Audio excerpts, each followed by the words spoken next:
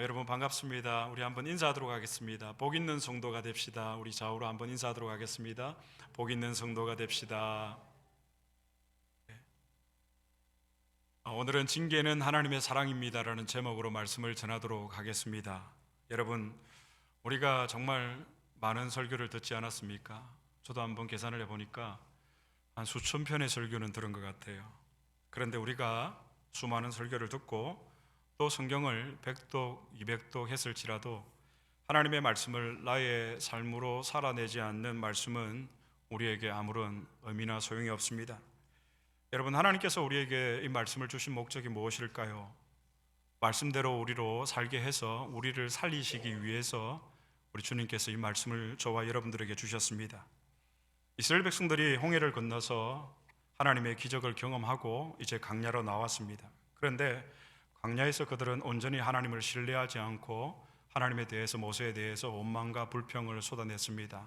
물을 달라, 떡을 달라. 그래서 하나님은 매일 하늘에서 40년간 무엇을 내려주셨죠? 만나를 내려주셨습니다. 그런데도 결론은 백성들이 하나님을 섬겼다, 섬기지 않았다입니까? 하나님을 섬기지 않았다입니다.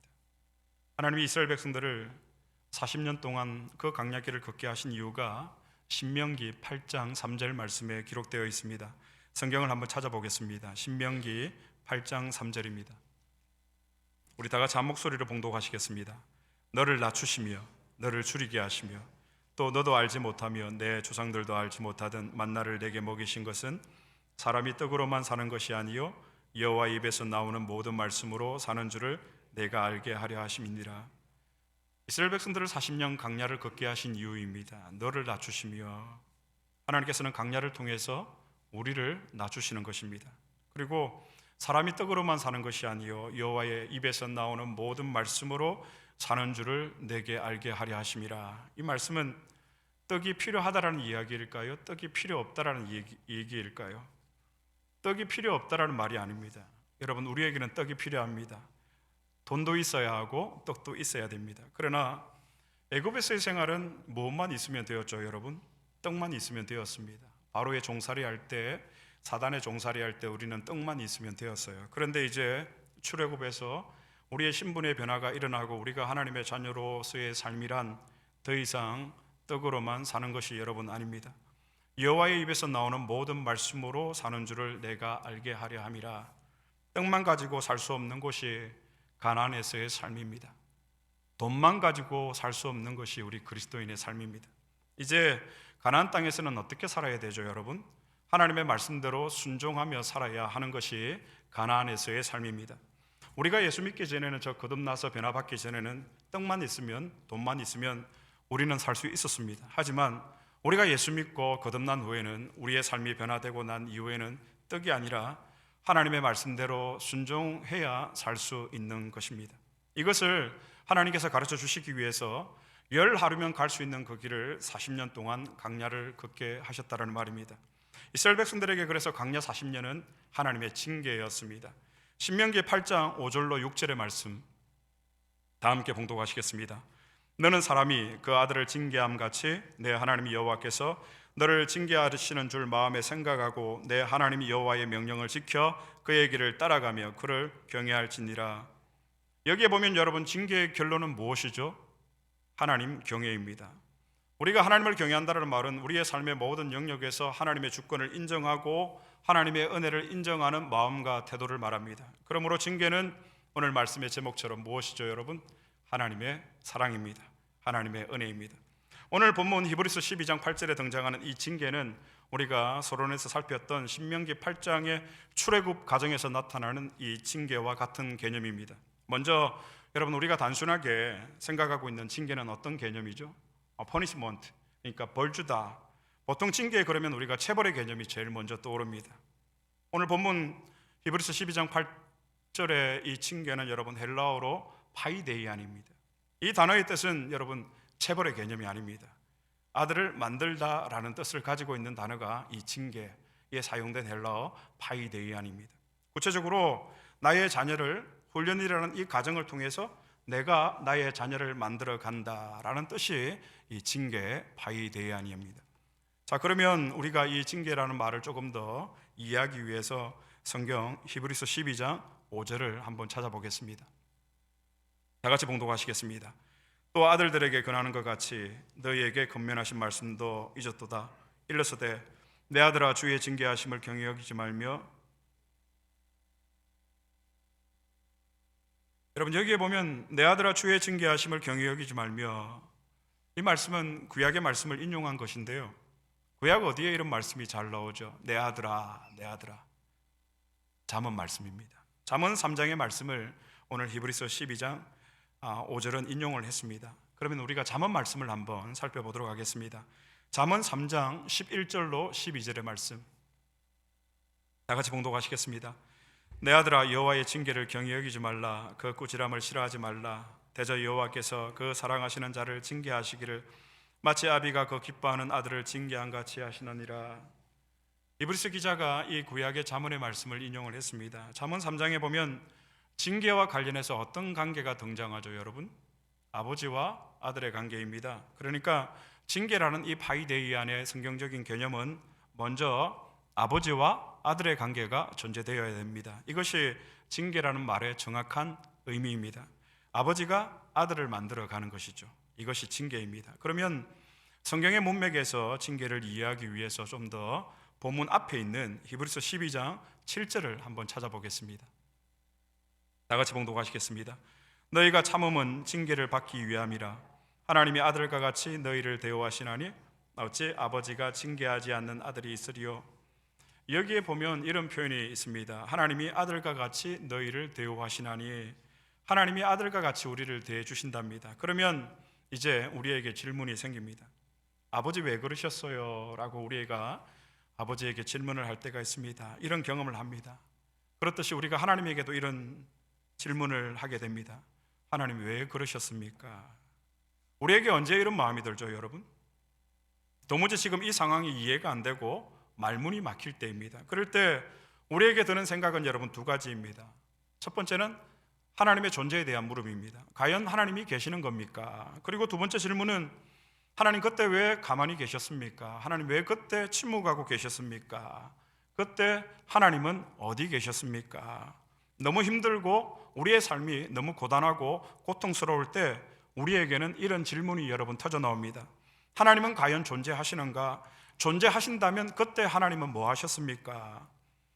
2013년도에 캄보디아에서 선교사 일가족 6명이 교통사고를 당해서 부모를 포함해서 가족 4명이 사망하고 첫째와 막내 2명은 중태에 빠진 사고가 있었습니다. 이 선교사님은 저와 신학대학원 동문이었습니다. 선교사님과 가족들은 4년 동안 캄보디아 현지에서 이 언어가정과 선교에 필요한 모든 훈련들을 마치고 이제 첫 사역지로 이동하던 중에 선교사님 가족 6명을 태운 승용차가 마주오던 관광버스와 충돌하는 사고였습니다. 이 사고로 이 선교사님과 선교사님의 부인, 그리고 당시 9살이던 둘째 아들, 그리고 7살이던 셋째 딸이 현장에서 사망을 하고 11살 된 첫째 딸, 그리고 3살 막내 딸은 당시 의식이 없는 상태로 병원으로 이송이 되었습니다. 이 가운데 첫째 딸은 오른팔을 잃고 위험한 상황이었습니다. 이후에 첫째와 막내는 한국 병원으로 이송이 되어서 치료를 받고 회복할 수가 있었습니다. 그때 이 첫째와 막내가 나눈 대화를 영상으로 우리 모든 신학대학원 동문들이 본 기억이 있습니다. 영상에서 이 11살 된 첫째 딸이 사람들에게 묻습니다. 아빠 엄마는 어디 있어요? 라고 묻습니다. 그러자 사람들이 곧 오실 거야, 엄마 아빠 곧 오실 거야 라고 이야기를 합니다. 그리고 첫째가 울고 있는 막내 3살 된 동생을 향해서 울지마 울지마, 엄마 아빠 곧 오신대. 우리가 이런 일을 경험할 때 드는 생각은 무엇입니까, 여러분? 첫 번째는 하나님이 계신 겁니까? 먼저 하나님의 존재에 대한 물음입니다. 두 번째는 하나님 그때 뭐하고 계셨습니까? 왜 침묵하고 계셨습니까? 우리의 주위를 둘러보면 그런 질문이 일어날 수밖에 없는 상황들이 참 많이 있습니다. 오늘 이 징계는 우리들에게 이런 질문들이 일어나게 만듭니다.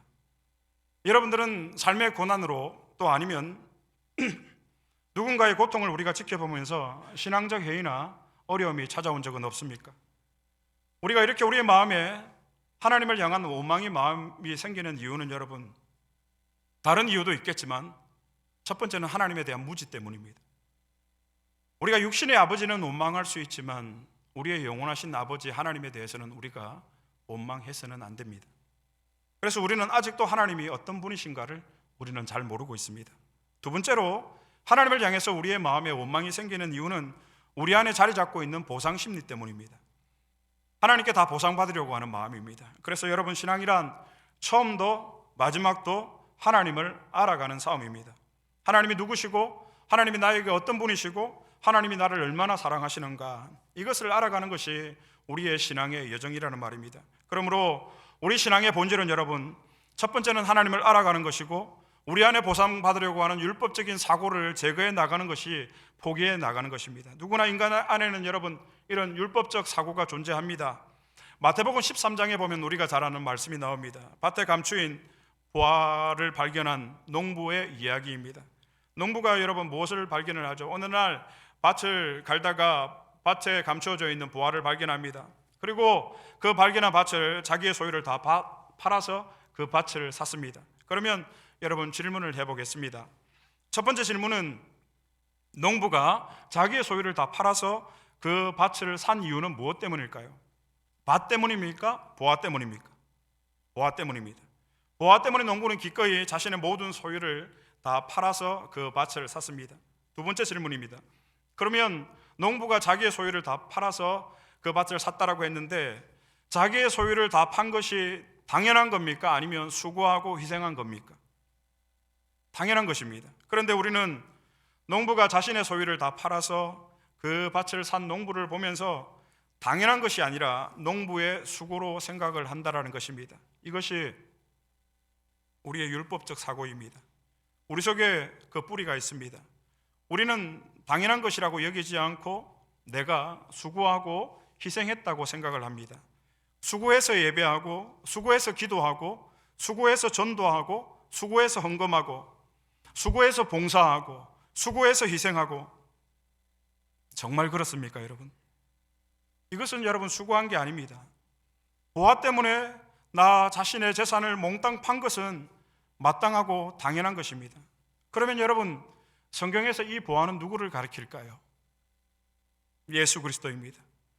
여러분의 신앙의 초점이 어디에 맞춰져 있습니까?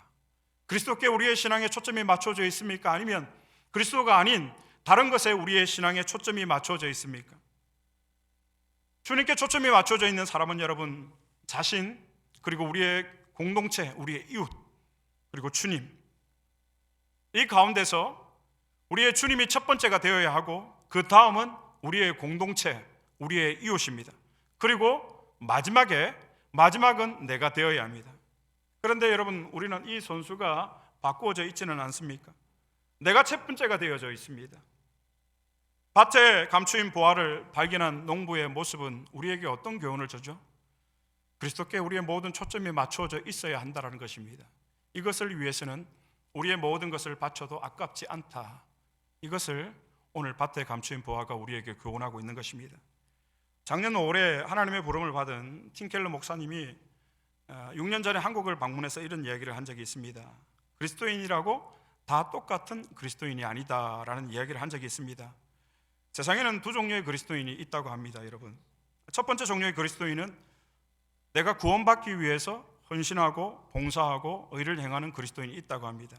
두 번째 부류의 그리스도인은 내가 이미 구원받았기 때문에, 구원받기 위해서가 아니라 내가 구원받았기 때문에, 하나님의 은혜를 입었고 하나님의 사랑을 받았기 때문에 헌신하고 봉사하고 의를 행하는 그리스도인이 있다고 했습니다. 어느 쪽이 맞습니까, 여러분? 여러분은 어느 쪽입니까? 구원받기 위해서입니까? 아니면 구원받았기 때문입니까? 여러분이 교회를 위해 헌신하고 수고하고 희생하는 것은 우리가 이미 구원받았기 때문에, 구원받은 그 은혜가 너무 크고 너무 감사하기 때문에 우리는 봉사하고 희생하고 수고하고 의를 행하는 것입니다. 그런데 사실 우리가 하나님 앞에서 어떻게 감히 이런 수고라는 표현을 쓸 수가 있겠습니까? 어느 한 교인에게 감사합니다, 수고하셨습니다 이런 인사를 드리면 목사님 그런 얘기하지 말라고, 자기는 하나님 보고 하는 것이지 사람 보고 하는 것 아니기 때문에 자기에게 수고하셨습니다, 감사합니다, 그럼 얘기를 하지 말래요. 그분이 얘기를 듣고 곰곰이 말씀을 준비하면서 그분이 얘기가 생각났습니다. 우리가 하나님 앞에서 행하는 그 어떤 행위가 과연 수고의 행위에 해당이 될까요, 여러분? 우리가 하나님 앞에 내세울 수 있는 이 조금의 의라도 있을까요? 여러분, 이건 맞지 않는 것 같습니다. 찬송가 143장 5절 가사에 보면 늘 울어도 눈물로서 못 갚을 줄 알아 몸 밖에 드릴 것 없어 이 몸 바칩니다. 우리의 신앙의 선배들의 그 중심입니다. 그리고 찬송가 216장 4절 가사는 만 가지 은혜를 받았으니 내 평생 슬프나 즐거우나 이 몸을 온전히 주님께 바쳐서 주님만 위하여 늘 살겠네. 그리고 찬송가 323장 3절입니다. 존귀 영광 모든 권세 주님 홀로 받으소서 멸시천대 십자가는 제가 지고 가오리다. 이름 없이 빚도 없이 감사하며 숨기리다. 여러분, 우리의 신앙의 선배들이 살았던 이 고백과 우리의 고백, 많은 차이가 있다라고 여러분 생각하지 않습니까? 어떻게 우리가 하나님 앞에 수고라는 표현을 할 수 있습니까? 우리가 어떻게 하나님 앞에 희생이라는 표현을 할 수가 있습니까? 제가 앞에서도 말씀드렸지만 우리의 육신의 부모에 대해서도 우리가 원망을 해서는 안 되지만 우리의 영원하신 우리의 창조주가 되시고 우리의 구원주가 되시는 그 하나님을 향해서 어떻게 우리가 불평하고 원망할 수가 있겠습니까? 동문 선교사님의 그 이해할 수 없는 그 사건 앞에서 아무도 하나님을 원망한 목사님들 계시지 않았습니다. 하나님의 뜻이 있으시겠지. 그리고 우리가 그 자녀들을 돕자. 여러분, 우리가 이 땅을 사는 동안 우리가 의를 행하고 우리가 수고하고 봉사하는 이유가 무엇입니까? 구원받기 위해서입니까? 아니면 이미 구원받았기 때문입니까? 우리는 이미 구원받았기 때문에, 우리는 이미 하나님의 자녀가 되었기 때문에 이름도 없이 빚도 없이 희생하고 수고하고 봉사하고 의를 행하는 것입니다. 그런데 이상하게 우리 안에 율법주의적인 깊은 뿌리가 자리 잡고 있습니다. 그래서 우리의 입에서 터져 나오는 것이 어떤 말입니까? 하나님 왜 그러셨습니까? 저도 한때는 그런 적이 있었습니다. 하나님 도대체 나에게 왜 이러십니까? 그러나 지금은 어떤 상황이 저에게 찾아와도 절대로 하나님 앞에 그렇게 원망하지 않습니다. 그래서 하나님이 우리의 이런 뿌리를 뽑아내시기 위해서 사용하는 수단이 바로 징계입니다. 그러면 우리가 하나님의 징계를 받을 때, 어려움을 당할 때 어떤 반응이 나오죠? 자신을 돌아보게 된다는 것이죠. 하나님이 나에게 무엇을 요구하시는가? 하나님이 나에게 어떤 말씀을 하시는가? 바로 이것입니다. 하나님이 우리에게 징계를 허락하시는 이유입니다. 파이데이안, 아들을 만들기 위해서, 하나님의 아들을 삼고자 하나님이 우리를 징계하시는 겁니다. 여러분, 우리는 그런데 어지간히 아파서는 고통당하지 않으면 절대로 자신을 돌아보지 않는 존재가 바로 저와 여러분, 우리 인간입니다. 이런 환난과 고난이 없이는 자신을 돌아보지 않는 존재가 바로 저와 여러분이라는 것입니다. 그러므로 징계는 하나님의 은혜이고 하나님의 사랑입니다. 징계의 또 다른 이름입니다. 그래서 본문이 말하고 있는 핵심은 이것입니다. 징계가 없으면 하나님의 아들이 아니다. 히브리서 기자가 지금 이 이야기를 하고 있는 것입니다. 그러면 여러분, 하나님의 징계는 언제 끝날까요? 언제 끝날까요? 우리가 천국 가야 끝이 납니다. 군인에게 있어서 훈련은 언제 끝날까요? 아무리 계급이 높아도 군인으로서의 신분을 가지고 있는 한 이 훈련은 끝나지 않습니다. 언제 군인에게 훈련이 끝나죠, 여러분? 제대를 해야만 군인에게 훈련은 끝이 납니다. 그러므로 우리는 지금 그리스도의 좋은 군사로서 하나님께서 우리에게 주시는 훈련 중에 있다라는 사실을 여러분 잊지 마시기를 바랍니다. 그래서 신앙생활은 하면 할수록 어떻습니까? 힘들고 고달픈 겁니다. 이게 정상입니다. 그래서 히브리서 12장 6절에 주께서 그 사랑하시는 자를 징계하시고, 보십시오 여러분, 하나님이 우리를 너무 사랑하시기 때문에 우리를 단 한순간도 내버려 두지 않는다는 것입니다. 하나님의 사랑의 방법이 무엇이죠, 여러분? 그래서 바로 징계라는 것을 오늘 히브리서 기자가 말하고 있는 것입니다. 우리의 이 연약한 체질을 하나님께서 너무나도 잘 아시기 때문에 우리로 하여금 한순간도 숨 돌릴 수 없게끔 해서 우리로 하여금 전전긍긍하게 조심해서 살도록 만드시는 그 훈련의 방법이 바로 징계라는 것입니다. 이렇게 여러분, 사람은 어쩌면 힘들고 고달파야 죄를 안 짓는 게 아니고 죄를 덜 짓습니다. 미국에서는 사인이 중요한 것 같습니다. 모든 서류에 사인이 꼭 필요한 것 같습니다. 하지만 한국은 아직도 사인보다는 도장을 대신합니다. 옛날에 길거리에서 이 도장을 한국에서는 팠죠. 여러분, 도장을 팔 때 보셨습니까? 도장으로 사용할 이 나무를 사방으로 새를 박아놓고 그 가운데 나무를 고정시킵니다. 그것도 모자라서 어떻게 하죠? 나중에는 실로 도장을 꽁꽁 묶습니다. 그리고 날카로운 끌로 이 도장이 꼼짝 못하게 해놓고서는 그때부터 이름을 끌로 파기 시작합니다. 정, 진, 규. 도장을 팔 동안에는 나무가 움직이면 절대로 안 됩니다. 사랑하는 여러분, 하나님이 우리를 이렇게 꽁꽁 묶어서 숨도 못 쉬게 하는 이유가 무엇일까요? 우리 안에 하나님의 이름을 새기시기 위해서입니다. 여러분, 우리 인생에 어둠의 터널이 많은 이유가 무엇일까요? 이제 살았다 한숨을 돌리는 순간 또다시 어둠의 터널이 우리에게 다가옵니다. 이것이 하나님의 징계, 하나님의 사랑입니다. 그런데 여러분, 이 징계의 열매가 무엇입니까? 오늘 히브리서 12장 11절 말씀을 한번 찾아보겠습니다. 다 같이 봉독하시겠습니다. 무릇 징계가 당시에는 즐거워 보이지 않고 슬퍼 보이나 후에 그로 말미암아 연단받은 자들은 의와 평강의 열매를 맺느니라. 여러분, 징계의 열매가 무엇이죠? 의와 평강의 열매를 맺느니라. 아멘. 그래서 하나님 나라의 백성으로 거듭나게 되는 비결이 무엇이죠, 여러분? 우리에게 허락하시는 하나님의 징계입니다. 바이데이안. 여기서 의와 평강이라는 이 징계의 열매를 맺는다라는 것은 어떤 의미인가 하면 하나님과의 관계가 온전해진다라는 거예요. 여러분, 우리가 24시간 하나님의 숨결을 여러분들은 느끼시면서 살아가고 계십니까? 매 순간마다 하나님의 음성을 들으시면서 그 음성대로 여러분 순종하며 살아가십니까? 하나님, 오늘도 나와 동행해 주세요. 그러면 우리에게 찾아오셔서 우리와 함께 하시는 그 하나님의 은혜 가운데서 우리가 살아가고 있습니까? 아직도 우리가 그 하나님의 깊은 은혜와 사랑을 우리가 느끼지 못한다면 우리는 여전히 징계 가운데서 하나님을 알아가야 될 것입니다. 그리고 이 징계의 열매는 의와 평강이요, 이 의와 평강의 열매는 하나님과 나와의 관계가 온전해지는 거예요. 이 징계를 통해서 내가 반드시 너를 나의 자녀로 삼겠다라는 하나님의 의지, 하나님의 주권, 이것이 의와 평강이라는 징계의 열매라는 것입니다. 그러므로 여러분, 징계는 무엇이죠? 하나님의 사랑입니다. 말씀을 맺겠습니다. 우리가 숨막히게 힘들게 살아갈 때에 하나님의 징계가 우리를 찾아올 때 제일 먼저 여러분 이것을 기억하시기를 바랍니다. 내가 하나님의 자녀구나, 내가 하나님의 아들이고 내가 하나님의 딸이 맞구나. 그리고 하나님 허락하시는 이 징계를 통해서 하나님을 더욱더 알아가고 이 징계를 통해서 내 안에 뿌리 내린 이 율법적 본성을 제거해 가시기 바랍니다. 내가 주인되는 모든 삶의 시도가 이 율법적 본성입니다. 하나님에 대해서 가지고 있는 보상 심리, 인정 욕구. 여러분, 우리가 왜 교회 일을 하다가 시험에 들죠? 율법적 본성 때문 아닙니까? 하나님을 향한 보상 심리 때문 아닙니까?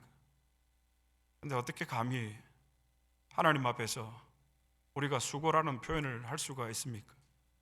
이 몸밖에 드릴 것 없어 이 몸 바칩니다. 징계는 그래서 여러분 하나님의 사랑입니다. 징계는 하나님의 은혜입니다.